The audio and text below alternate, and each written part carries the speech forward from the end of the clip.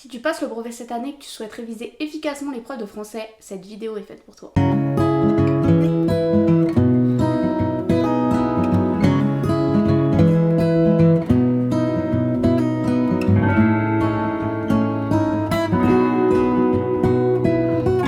Bonjour à toutes et à tous et bienvenue dans cette nouvelle vidéo. Aujourd'hui on se retrouve pour la dernière thématique du programme de 3e. Ce ne sera pas la dernière vidéo révision brevet, mais pour tout ce qui est du programme de littérature, je l'ai terminé. Et si après cette vidéo vous voulez continuer à réviser, n'hésitez pas à aller voir les autres que j'ai faites. Aujourd'hui on s'attaque à la littérature engagée, plus précisément la littérature ou les littératures de guerre. Comme d'habitude, pour commencer, je vous donne toujours une citation, elle vous sera très utile, notamment dans l'introduction pour un exercice d'argumentation et de réflexion. Ma bouche sera la bouche des malheurs qui n'ont point de bouche, ma voix celle des libertés qui s'affaissent au cachot du désespoir. Celle-ci, elle est signée Aimé Césaire et elle met en avant le type de littérature dont la littérature de guerre fait partie, la littérature engagée. L'un des pouvoirs des arts, et il est bien connu, c'est de délivrer des messages forts, des messages impactants, de transmettre des valeurs qui nous tiennent à cœur, mais aussi de rendre visible et de donner la parole à ceux qui sont souvent invisibilisés ou négligés dans la société. La littérature de guerre, elle permet à la fois de critiquer celle-ci, mais aussi de rendre hommage aux victimes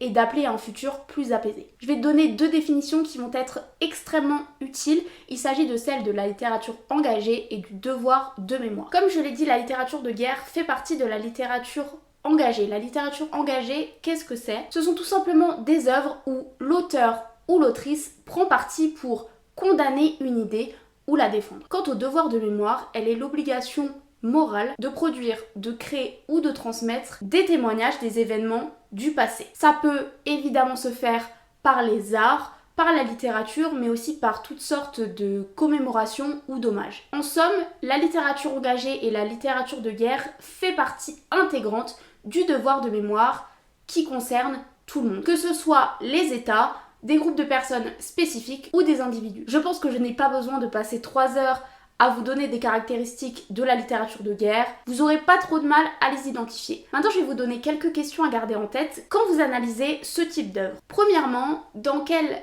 époque, à quel siècle, mais aussi dans quel pays a été écrit ce texte. La date, vous l'avez toujours au début ou à la fin du texte. Quant au pays ou aux éléments de contexte autres, ils peuvent vous être donnés au début du texte en italique. Ensuite, et c'est très important, de quelle guerre est-il question?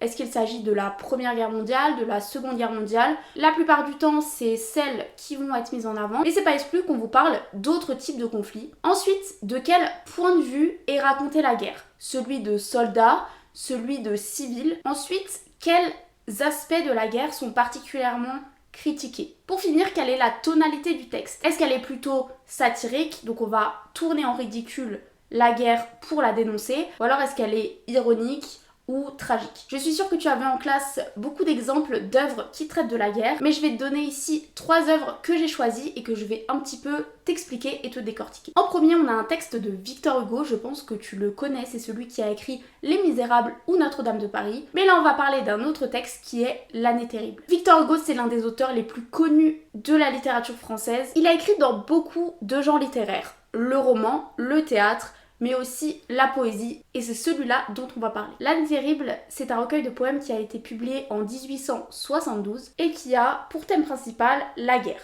D'abord la guerre franco-prussienne qui a eu lieu entre 1870 et 1871, puis les événements de la Commune de Paris, une insurrection populaire qui a éclaté entre mars et mai 1871 toujours. Le recueil contient une centaine de poèmes et Victor Hugo y montre plusieurs aspects de la guerre. La misère, qu'elle soit sociale ou économique, le massacre des civils, mais aussi la prolifération de la violence et enfin la puissance destructrice que peuvent avoir certaines idéologies. Si tu veux être un peu plus précis, tu peux parler de 2 poèmes qui sont selon moi assez évocateurs du style et aussi du projet de Victor Hugo avec ce recueil. On a d'abord Un jour, je vis le sang couler. On a aussi le poème qui s'appelle Sur la barricade et qui peut être un parallèle intéressant entre l'œuvre poétique de Victor Hugo avec L'année terrible et l'œuvre romanesque, notamment avec Les Misérables et plus particulièrement la scène des barricades où Gavroche va se sacrifier. On passe ensuite au XXe siècle et on va parler d'une œuvre qui traite de la Première Guerre mondiale. Il s'agit de Ceux de 14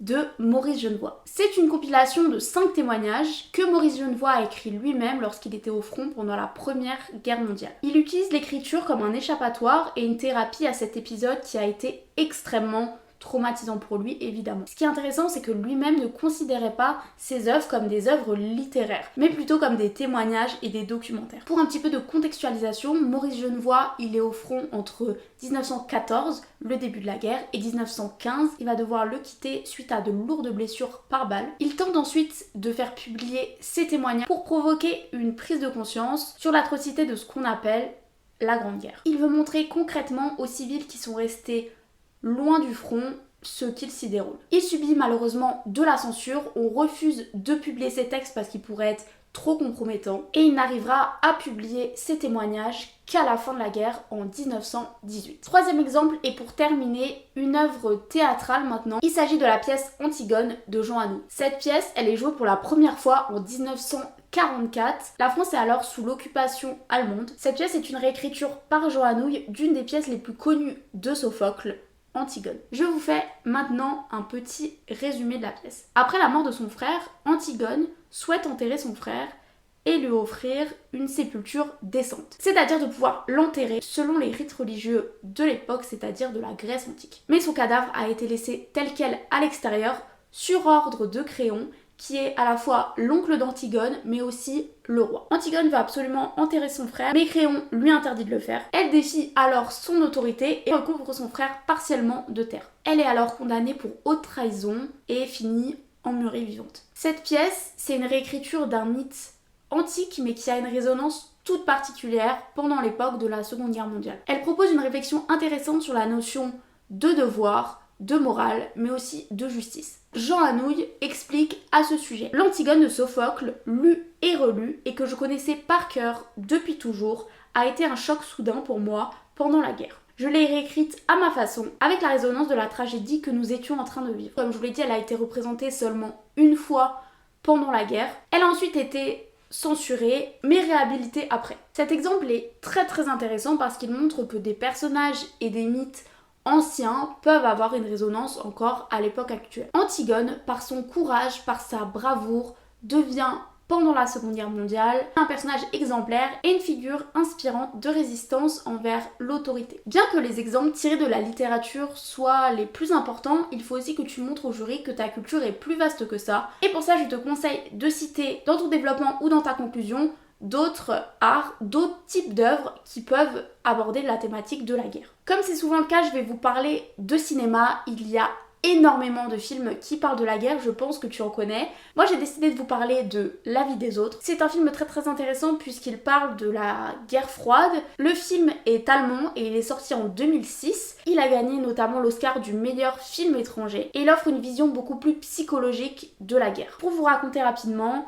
c'est l'histoire du responsable de la police du gouvernement est-allemand. Il faut savoir qu'à cette époque, l'Allemagne est divisée en deux parties par un mur, la RDA et la RFA. La RDA est sous un régime communiste. Il s'agit d'une dictature où les gens sont constamment épiés et toute opinion contre le régime peut être fatale. C'est pourquoi on a tout un tas de services secrets qui espionnent les gens et on va suivre l'un d'eux qui va recevoir une mission très spéciale, celui d'espionner un couple d'artistes soupçonnés d'être contre le régime communiste. Je vous conseille vraiment de le voir, c'est un film qui est excellent, mais évidemment il y en a tout un tas d'autres qui traitent de la même thématique. Voilà, c'est la fin de cette capsule de révision sur la littérature de guerre. N'hésitez pas à la liker et à la partager à tous vos potes qui sont en galère pour le brevet. Moi je vous souhaite de bonnes révisions, courage pour vos épreuves et je vous dis à bientôt. Salut!